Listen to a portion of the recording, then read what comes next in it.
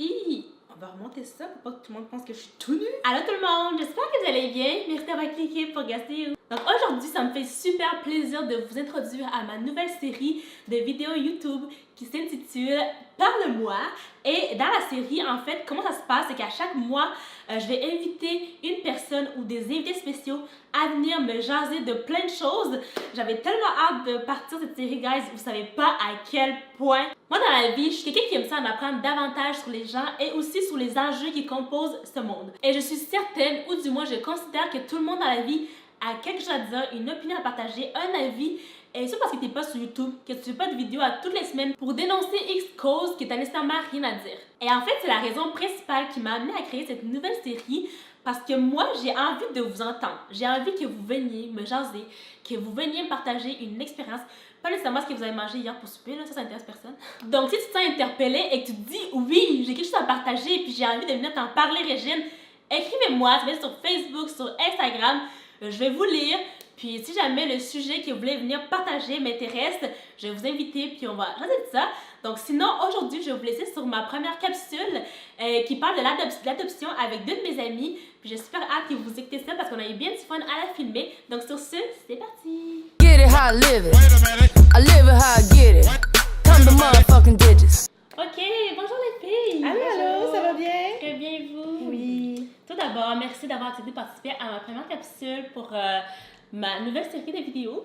Merci pour l'invitation. Merci pour l'invitation. Moi, je vous connais assez bien, du moins un peu, mais j'aimerais que vous disiez au public qui êtes-vous, qu'est-ce que vous faites dans la vie, c'est quoi un peu votre background, pour qu'on puisse un peu savoir qui vous êtes avant d'embarquer dans le sujet principal. Oui, bien sûr. Donc, bonjour à tous. Mon nom, c'est Camille Esther Garon. Je suis d'origine haïtienne et je suis issue de l'adoption internationale. J'ai un baccalauréat en sciences politiques et je suis conférencière. Je fais des conférences notamment sur la contribution des Noirs au sein du Canada et sur l'adoption internationale. Bonjour, moi c'est Islande Lamana. En fait, j'ai une technique en diététique. Puis, comme à côté, j'ai également un blog, petitfro.com. Donc, je relate un peu sur mon aventure avec mes cheveux crépus et aussi comment je l'ai vécu par rapport à mon adoption. Bon, vous avez un peu gâché le punch de la vidéo parce que je voulais introduire le sujet. Oui. Puis dire comme Punchline! Dans le fond, vous, ce qui vous est mis aujourd'hui, c'est le fait justement que vous deux, vous êtes des enfants adoptés. Puis je voulais que vous nous parliez de ça. Puis, pour commencer, je veux que... C'est quoi votre définition de l'adoption? Parce qu'il y a beaucoup de gens qui ne savent pas c'est quoi, en fait, l'adoption. Qu'est-ce que c'est? Bien, moi, ce que je remarque un peu, là, moi, je vois ça, l'adoption, comme un casse-tête. Tu sais, les personnes, mettons, les personnes qui ne sont pas adoptées, tu as une boîte de casse-tête, tu fais qu'est-ce qui match pour former les casse-têtes, puis ça va former un tout.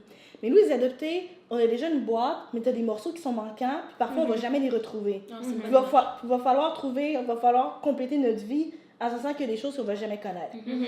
Puis quand tu regardes l'adoption, mettons, sur les sites, sur le secrétariat d'adoption internationale, tu vois ça comme un processus où le parent biologique ou naturel a, comme ils disent, abandonné son enfant pour qu'il puisse se faire accueillir par une autre famille d'adoption. Tu as l'adoption à banque mixte, qui eux, c'est d'une famille qui passe, une famille d'accueil à l'adoption. Après ça, tu as l'adoption québécoise, puis tu as l'adoption issue à l'international où tu adoptes à l'extérieur du Canada. Petit retour en arrière, puis j'aimerais que vous nous disiez comment vous avez appris ou réagi par rapport au fait que vous étiez des enfants adoptés ou... Quand est-ce que vous avez fait le saut en vous disant comme OK, genre mes parents sont blancs, moi je suis noire, puis il y a quelque chose que... Il n'y a pas eu de choc. Parce que je me souviens même pas un moment où que mes parents se sont assis puis ils m'ont dit je suis adoptée. C'est comme si je l'ai toujours su. Puis ça, je pense que c'est vraiment différent par... J'ai parlé avec beaucoup de personnes adoptées puis tout ça, mais souvent ils me disent ouais, mais tu sais, moi ils se sont assis, ils m'en ont parlé puis tout ça, mais moi j'ai aucun souvenir de ça. On dirait que j'ai toujours su, fait que j'ai juste jamais eu de choc. Pour moi, ça a toujours été normal. Parce que moi, quand j'étais petite, mes parents me racontaient un peu des contes de fées, puis ils m'expliquaient que, mettons que moi j'étais une princesse, puis j'étais dans un royaume, le royaume c'était Haïti, puis que là, pour des raisons qui sont secrètes et mystérieuses, j'étais allée dans un autre royaume au Canada. Fait que l'adoption, j'avais pas nécessairement la définition, mais je savais que j'étais pas née ici, j'étais venue d'ailleurs, puis que là, je suis arrivée ici, puis que là, je suis dans une famille. Puis pour moi, l'adoption, c'était normal. Normal pour moi parce que j'ai une sœur qui est d'origine asiatique qui est née en Chine, puis j'ai un frère d'origine haïtienne. OK. Pour moi, c'était normal d'avoir une sœur asiatique, un frère noir, puis des parents blancs. Mais je me suis rendu compte que j'étais plus adoptée venant du regard des autres. Ah oui, moi aussi. Quand les autres ont commencé à avoir notre famille, ils ont commencé à poser des commentaires, ils ont fait des commentaires, des questions. Je me rappelle une fois, j'étais en 2e année du primaire, puis ma professeure, il y avait, tu sais, les rencontres parents-enfants, puis tout le monde se rencontrait dans la classe, puis une fois, la professeure, elle a dit, comme vous le savez, elle a dit un propos comme, elle a dit, comme vous le savez, on ressemble tous à notre enfant. Puis c'est comme si, là, j'ai comme un wake-up call, que là, je me suis regardée, j'ai fait, mais mère, moi, on n'est pas pareil. Tu sais, puis là, tu reviens sur la question du côté de la mère, puis là, t'es comme, OK, fait que tu vois comment, des fois, quand un enfant, peu importe là, de quelle origine il voit ça, lui, il trouve ça normal, puis quand on était à l'extérieur, c'est vraiment le regard des autres. Ça vient plus de l'extérieur. Moi, je savais, quand j'étais jeune, je savais que j'étais différente de mes parents, ça, c'était clair, là. Mais tu sais, j'ai jamais eu un moment où je me suis assise, puis... mes parents sont blancs, qu'est-ce qui s'est passé? Peut-être quand on parle du regard des autres, c'est que pour moi, ça n'a jamais été quelque chose d'anormal, des enfants noirs et des parents blancs. Encore, moi-même aujourd'hui, quand je vois, mettons, des parents blancs avec des enfants racisés, pour moi, c'est normal, l'adoption, ça a toujours fait partie de moi. Mais les autres autour comprennent pas. Tu sais, comme on dit, tout le monde connaît l'adoption, mais personne ne connaît qu'est-ce qui se passe réellement à l'intérieur. Autour, mais aussi dans d'autres pays. Parce que moi, j'ai voyagé avec mes parents. Je pense que le premier voyage que j'ai fait avec ma mère toute seule, c'est à Cuba. Puis souvent à Cuba, quand il y avait un blanc avec un noir, souvent ils pensaient que c'était comme pour... C'était une esclave sexuelle ou des trucs comme ça. Mais tu sais, pour moi, tu vois, moi, c'était ma mère. Mais moi, je l'ai pas vécu. Moi, je l'ai pas ressenti, mais ma mère, elle le ressentait parce qu'elle voyait les regards des gens autour. Puis à chaque fois, tu sais, elle prenait vite, c'était, ben, c'est ma fille. Tu sais, à chaque fois, il fallait comme qu'elle dise vite. Ah, déjà, il y a comme, tu dis, quelqu'un te dit, oh, ta mère est où? Puis tu dis, oh, elle, c'est ma mère. Puis la personne est comme, ah. Ouais, il y a tout un petit moment de. Comment est-ce possible? Il y a toujours un bug! Parce qu'il y a pas longtemps, j'étais justement pour mon permis de conduire parce que j'ai changé ma voiture. Puis la madame, elle est là. Puis là, ma mère, elle m'instruit un peu pour la voiture, pour changer les choses. Puis là, la madame, comme au début, comme, elle regarde un peu, elle est comme, OK, c'est une bonne accompagnatrice. Puis là, à la fin, on a dû dire, c'est ma fille. Puis là, elle fait, OK. Mais les gens, même pour moi, c'est tellement normal que je viens avec ma mère. Puis là, à chaque fois, je fais, ben, comme tu vois, on se ressemble comme 2 gouttes d'eau. Fait que, tu sais. Mais moi, je me souviens, je trouve ça intéressant ce que tu dis, c'est comment dans les autres pays, la perception d'un père homme blanc avec sa fille noire, la perception, c'est jamais l'adoption. Tu sais, nous autres, c'est baigné dedans, mais pas les autres. Parce qu'une fois, j'étais allée en France, là. Puis on est allé, puis une fois, on marchait. Puis moi, j'étais toute petite, j'étais peut-être en 6e année du primaire. Des fois, j'étais dans la main de mon père. Puis il y avait des fois, il y avait des messieurs qui disaient des commentaires. T'es comme, vous l'avez pris rajeuni, jeune, puis joli, tu sais. T'es passer une belle nuit, genre. Puis, tu sais, moi, en 6e année du primaire, moi, je pensais que c'était passer une bonne nuit en famille, là. Mais mon père était insulté, ma mère était fâchée. Aujourd'hui, je me rends compte de plus en plus quand je m'en vais voyager, quand on parle du principe des... En tout cas, c'est un autre sujet, mais quand j'étais juste allée en Haïti, là, les hommes au visage pâle qui s'essaient avec des femmes plus jeunes, il y en a, tu vois. Donc, on dirait que ça me décortique un peu des commentaires que j'entendais quand j'étais jeune. Puis j'aimerais ouvrir place à un autre sujet, dans le fond, c'est par rapport à vous, quand vous avez justement entré dans le monde, puis que vous avez vu comme quoi vous étiez justement différent, on va dire, puis ça a été quoi, justement, quand vous avez rencontré des immigrants, mais qui n'ont pas nécessairement la même histoire que vous? Justement, moi, je suis immigrante, mais je ne suis pas adoptée. Ça a été quoi? Est-ce qu'il y a-t-il un choc ou comment vous expliquez votre histoire aux gens? We have a lot to say.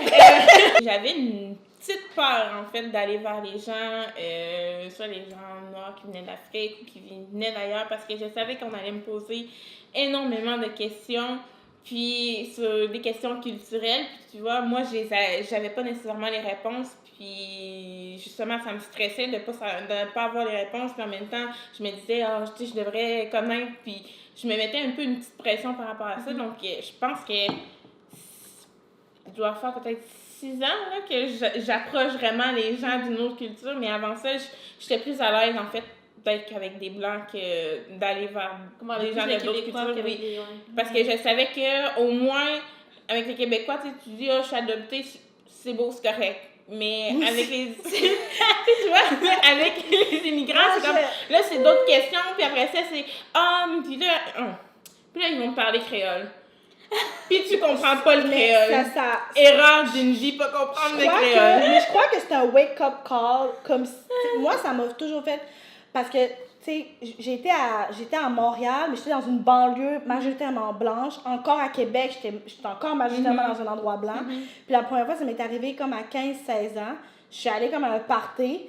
Je pense que c'était pas loin comme du vieux. Puis c'était la première fois qu'il y avait autant de personnes noires du secondaire de mon âge. Puis moi, j'étais tellement excitée. J'étais comme, waouh! C'est comme je voyais là, c'est mes frères et mes sœurs!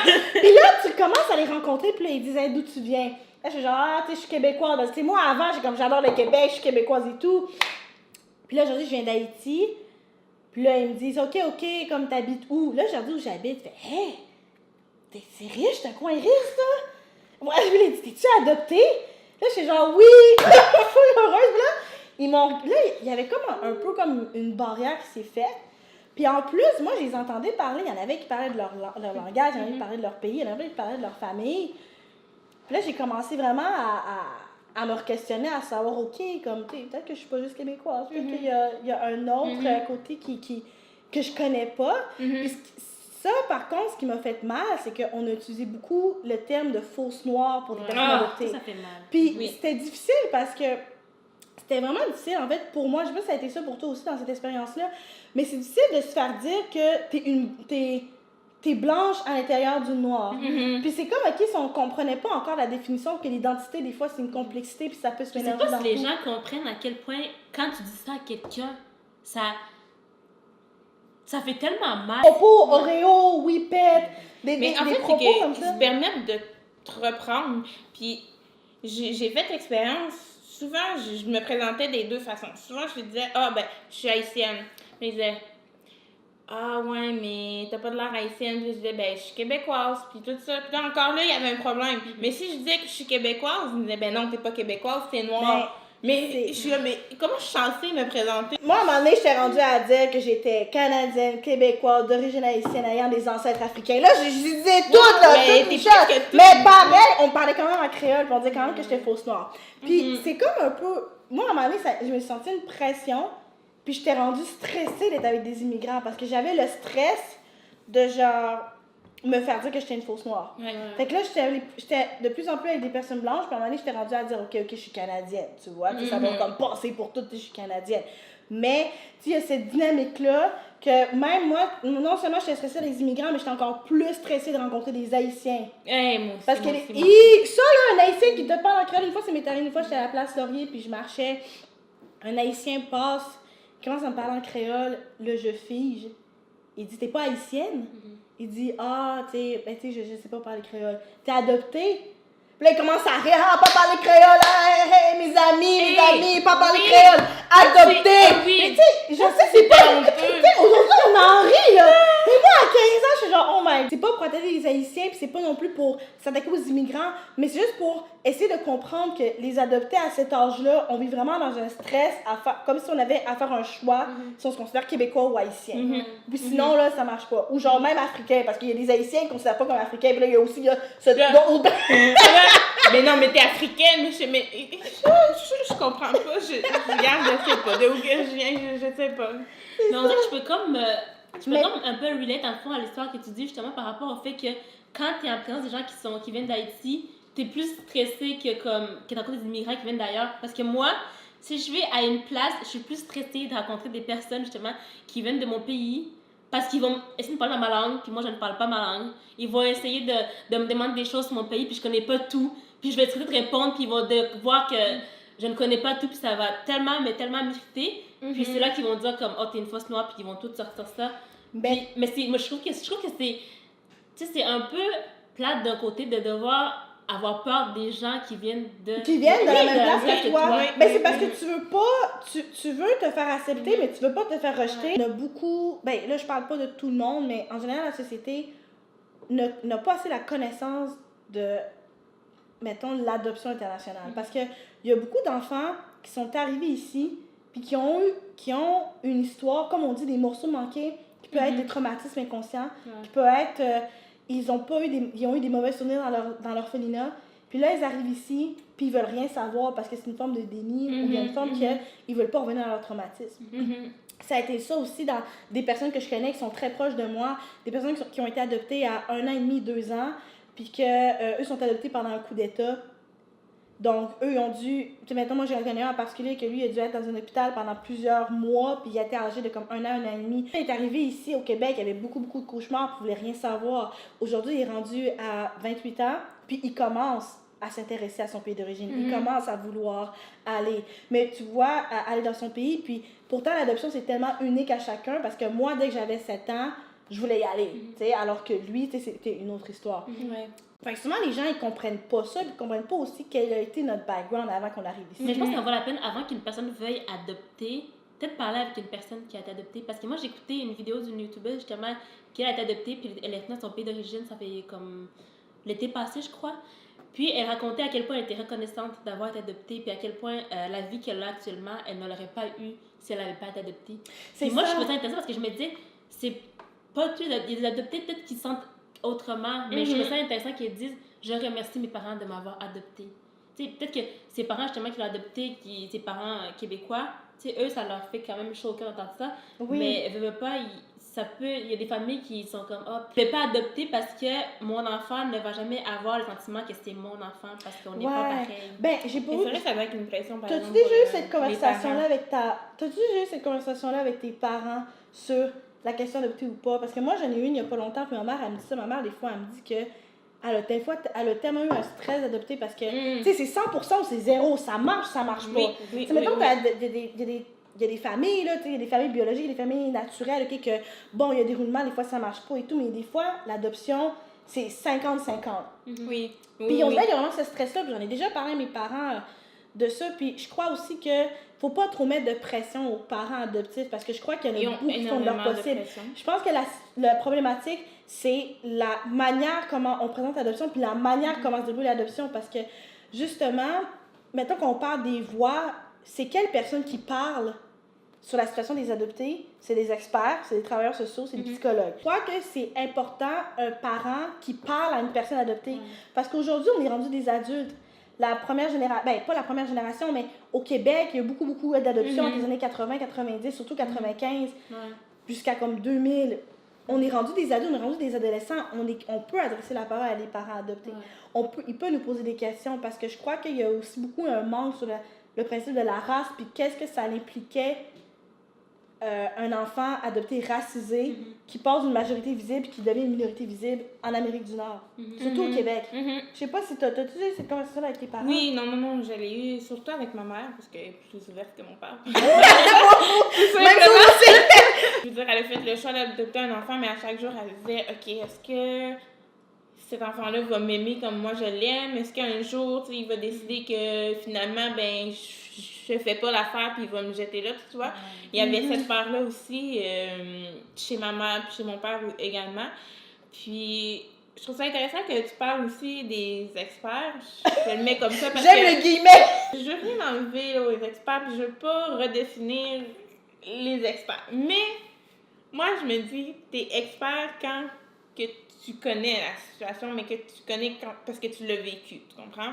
Parce que c'est bien beau avoir étudié, avoir fait des recherches, puis les statistiques, puis tout ça, mais quand tu le vis, c'est très différent. Puis, je veux dire, dans la vie de tous les jours, tu sais, quand tu fais tes études, puis quand tu vas sur le marché du travail, c'est différent.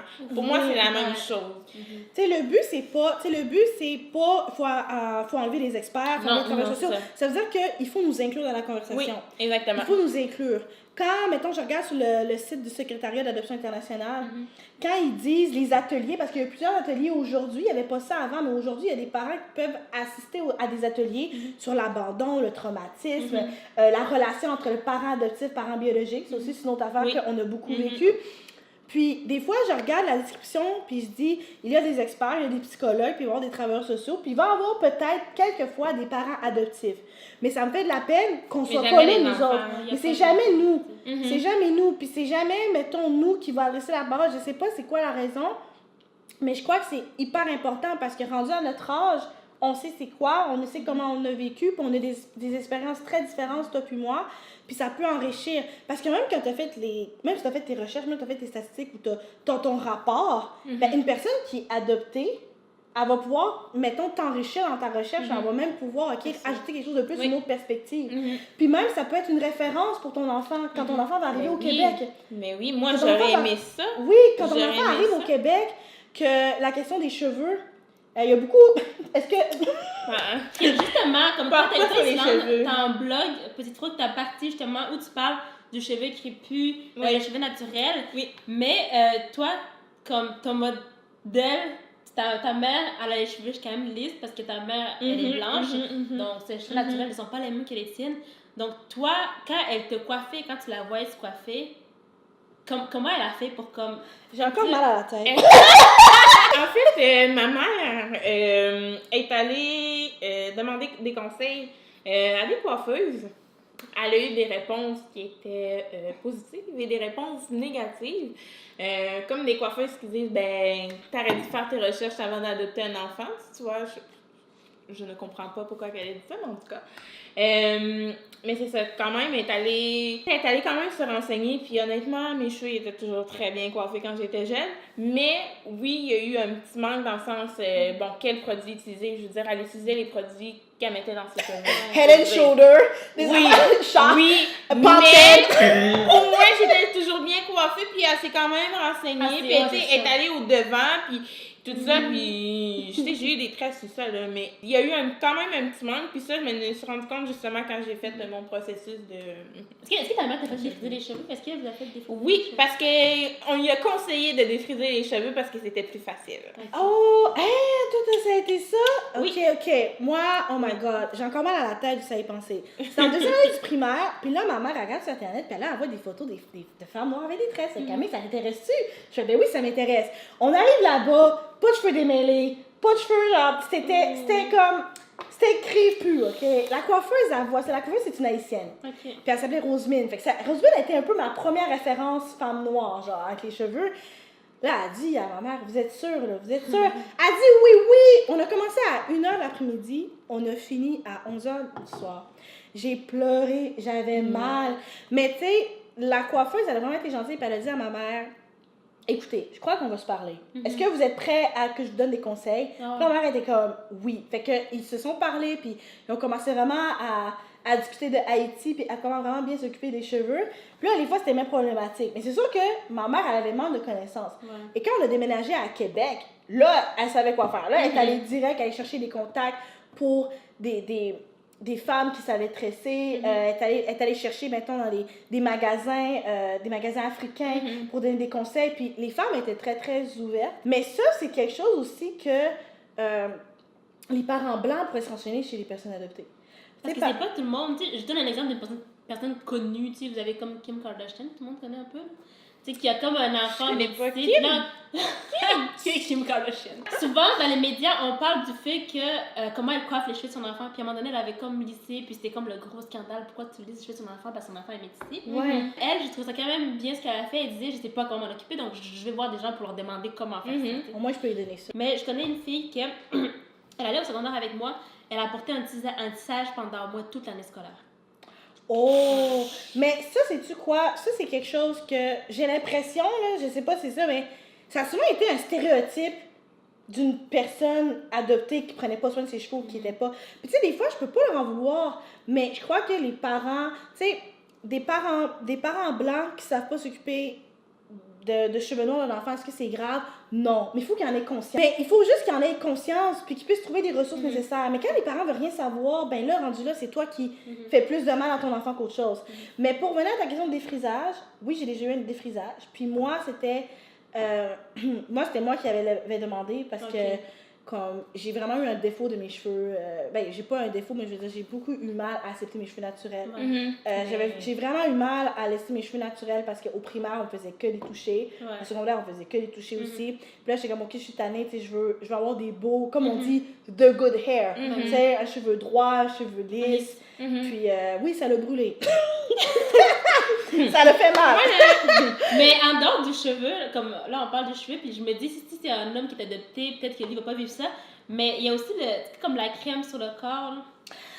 Ah, ça aussi! Comme, tu sais, pour les gens qui savent La pas mettre un peu blessure. en contexte, moi, comme si je mets pas de crème sur mon corps, je vais être comme gris. Là. No joke, si je vais me laver, si je vais à la piscine, puis que je me baigne et que je fais l'erreur de ne pas amener de crème après, je vais être gris. Non, c'est genre hachis. J'ai fait de la natation de bébé à comme 14 ans.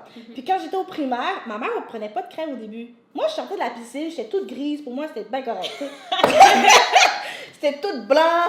Puis là, à un moment donné, il y a vraiment une femme noire qui est venue. Elle a dit « Salut, est-ce que je peux savoir c'est qui ta mère? » Là, j'ai pointe du doigt. Puis là, je voyais sa face. C'était pas une face stéréotypée. J'étais comme « Bon, fille adoptée, OK. » À ce moment, ma mère a dit « Hey, je vois que votre fille, elle a la peau très, très sec. » Là, ma mère, oui, elle fait « Ouais, tu sais, comme... » Tu sais, on essaye et tout. Puis là, elle lui a conseillé, vous savez, il y a une crème... C'est pas une crème nécessairement spéciale, mais il y a une crème qui va faire pour hydrater votre enfant pour quelque chose, vous sortez de la piscine.